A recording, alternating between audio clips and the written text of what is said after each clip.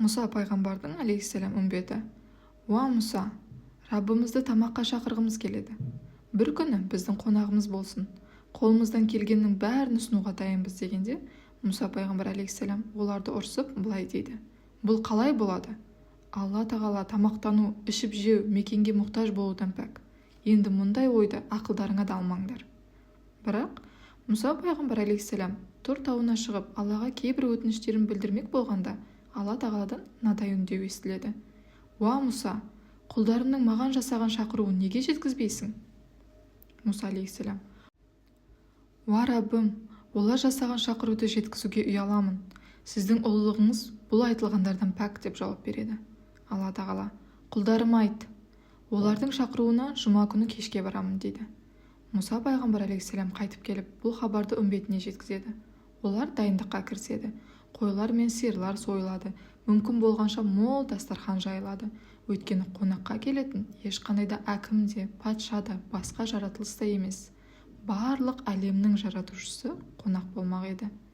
Дайындықтар аяқталғаннан кейін кешкісін алыстан шаршап, шалдығып, үсті-басы шаң болған бір қарт келіп: уа Мұса, алыс жолдан келдім, қарным ашты. Маған бір үзім тамақ беріп тойдырсаңдар екен дейді. Мұса пайғамбар алейхиссалам: асықпа, әуелі мына құмыраны алып, су алып кел. Сен де үлес қосқан боласың. Бір сәттен кейін Алла тағала келеді деп жауап береді. Қарт артық сөз айтпай кетіп қалады. Бірақ құптан намазының уақыты болса да, күткен қонақ келмейді. Таңға дейін күтсе де ешкім келмейді. Үміт үзіледі. Мұса пайғамбардың алейхиссалам көңілінде таңданыс пайда болады. Келесі күні Мұса пайғамбар алейхиссалам Тұр тауына барып: уа Раббым, өте ұятқа қалдым. Үмбетім не сен бізді алдадың, не Алла уәдесінде тұрмады деп жатыр дегенде, Алла тағала былай дейді: уа Мұса, мен келдім, аш екенімді айттым.